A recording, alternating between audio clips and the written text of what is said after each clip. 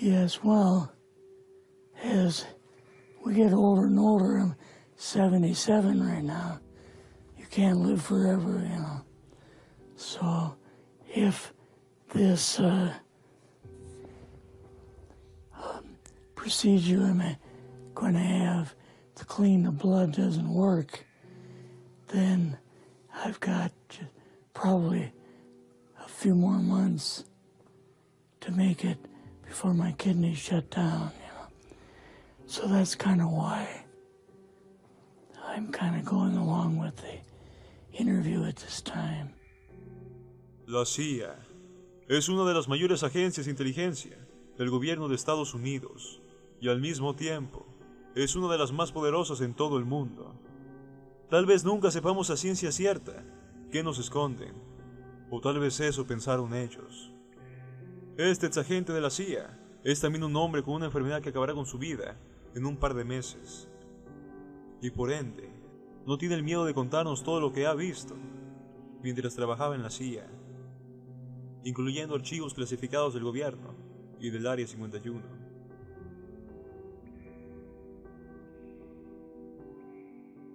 I started working with him on the project he was on, and that was Project Blue Book, which was kind of partially a fraud. You're saying some of the Blue Book cases were, Yes. were completely fictitious? Yes. But the cases that we got came from, I think it was Fort Belvoir, Maryland. Mm-hmm. Fort Belvoir? Yeah, and it didn't come from the Pentagon, or it didn't come from CIA headquarters. But we would get reports about a certain sighting that they had in Mexico or Italy or something like that. And then we had people that would follow through on it. They would go out and interview the people to see if they were nutcases. But my boss filled me in on Project Blue Book and what they had found so far, as far as grays and aliens and the Roswell incident. How did you feel when this first got dumped on you? When you first learned about this? I was just kind of overwhelmed with all of this, you know. And I said to him, I don't know if I'm going to be able to be a judge of this type of thing. What's real, what's not, when I don't have much knowledge of it, you know. And then the other thing is, of course, you really weren't able to tell family or close friends, obviously. No, I couldn't tell anybody. In fact, I had to take a vow that I wouldn't tell anybody. A lot of it for 40 years, and more of it for 50 years, which is up in... They were telling the world all UFOs are misidentifications, hoaxes, yeah, balloons, psychological issues, whatever. Yes. Yeah. So my boss came to me and he says, we've both got a new assignment. And he says, oh, I said, where are we going? Oh, he says, we're going to the Capitol. We called the people in from MJ-12, from Area 51 and S4, but they told us that the government had no jurisdiction over what they were doing. Eisenhower was going to invade Yes, Area 51. Yeah, with the First Army. So you go out with your superior. Yes. You fly out. You land. What happens? Can you describe this whole process? What you saw? They took us the 13 or 15 miles south to S4, and like different garage door openings. And in these garage door openings, they had like different saucer crafts. The very first one had the Roswell craft in. It was kind of crashed up, but apparently every alien that was in it died except for a couple. So you see the Roswell craft, and what are some of the others that you see? Well, the Roswell craft was really strange because it looked like real heavy aluminum foil. We could rock next to it, and you could rock it. The whole thing probably weighed 150, 300 pounds. Could they tell what the source of power was of this craft? Yeah, it was like a reverse gravitational thing of some kind. In fact, one later on, I got the mathematical code for reversing gravity in a 3x5 card. I guess there are different types of grays and so on. How did you see that evidence? Well, at the later on at S4, we viewed the autopsy film, and then the colonel said, "What we've got in here is we're interviewing a gray alien." All right, right there. How did you feel at that moment?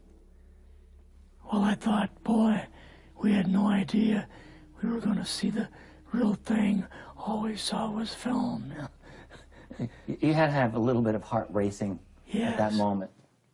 My boss was able to go in and had a partial interview with him. So what did this gray alien look like? Could you describe him a little bit? This one looked a little bit oriental. So I'm just wondering if it looked almost human, what about this didn't look human? No, it didn't look human as far as the skin tone and basically the shape of it and the size. How was its head size compared with a normal human, for example? Brain was kind of a little bit bigger. And some of the nose was very, very small. And the ears were just like holes. Mouth was very small. You and your supervisor, Yeah. superior officer, and now you're meeting with the president? Yes. Can you describe this? Well, we met with him in, the second story of the old OSS warehouse building. And Eisenhower and Nixon were there. And also Hoover was there. So he asked us what was going on. And we told him about the alien, the whole situation, and the black projects and so on. And he was just totally shocked. He appeared for the first time to be worried. You know, like he was worried. I would think that Eisenhower would, he certainly knew that flying saucers were real. Yes. He knew that there were aliens. So I guess I'm just wondering, what would he have been, really surprised about? Surprised about the black programs. Eisenhower said, "Gotta keep this thing completely secret. You know, can't talk about this." Your actual name is, the name you grew up with, that was a different name than what you had in the... I never used it in the CIA at all. Now, what about today? You're going on the public record, and this is still sensitive information, even though earlier you talked about, security oaths that maybe expire after a certain period of time. 50 years. But you're still concerned. Linda Moulton Howell's phone call, her phone was tapped, and they got my phone number, and through the telephone company, they were able to find me, and so on. When they found you, what happened? I was going to a grocery store. Two guys in black suits come out of a black Lincoln town car and came over to see me. And they told me that I better not publish anything or talk to Linda about any more things. So at that time, I did, I stopped. That was enough to intimidate you. Yes. Rather remain anonymous.